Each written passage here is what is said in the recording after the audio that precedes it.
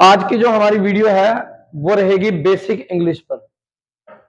जो जिस व्यक्ति को या जिस स्टूडेंट को बेसिक इंग्लिश नहीं आती है वो इंग्लिश को बहुत मुश्किल से कवर कर पाता है। बेसिक इंग्लिश में क्या होगा,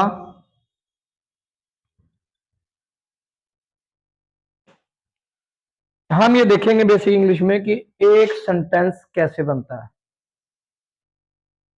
सेंटेंस जैसे राम दिल्ली गया, राम गोज टू दिल्ली, ये एक सेंटेंस है। तो ये सेंटेंस बनता कैसे है उस चीज को हमने देखना है। यही आज का हमारा टॉपिक है और यहीं से हमने इसको लेके चलना है।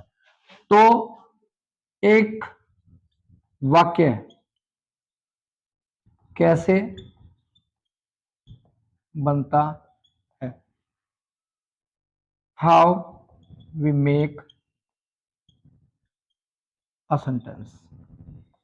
तो इसके लिए क्या क्या चीजें हैं।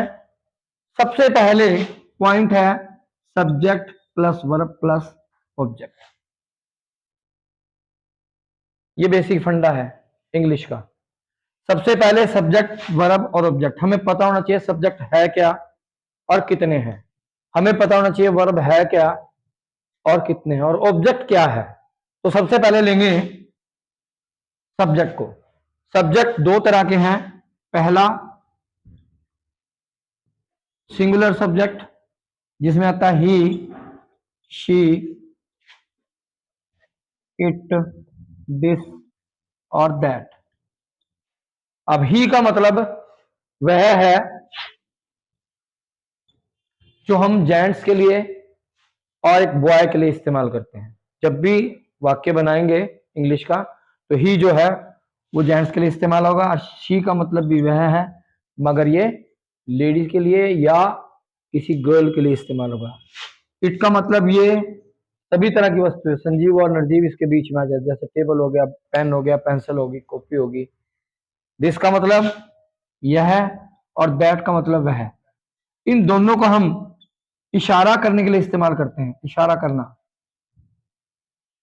जैसे मेरे हाथ में पेन है, इसे मैं कहूंगा दिस इज पेन। ये टेबल है, इसे मैं छू सकता हूं, दिस इज टेबल।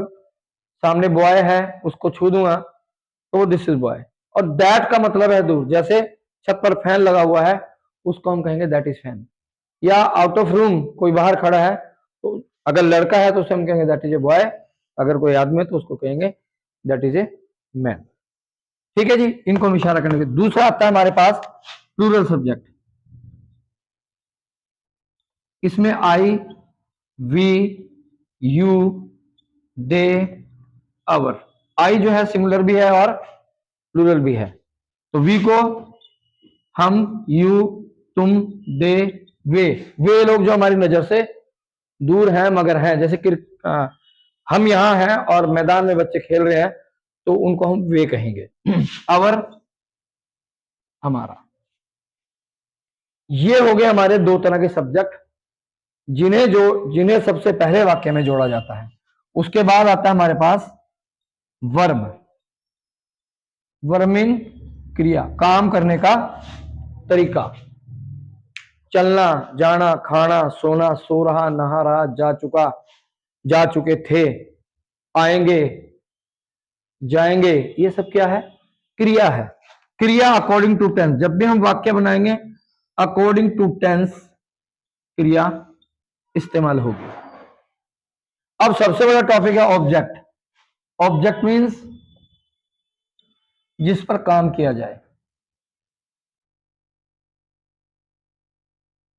जिस पर काम करते हैं या काम किया जाए।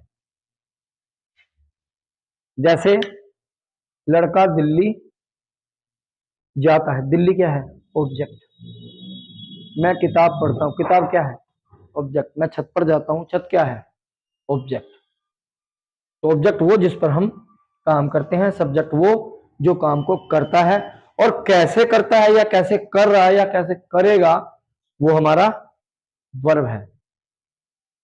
तो मैंने बताया आपको कि एक वाक्य कैसे बनता है, बेसिक इंग्लिश है ये।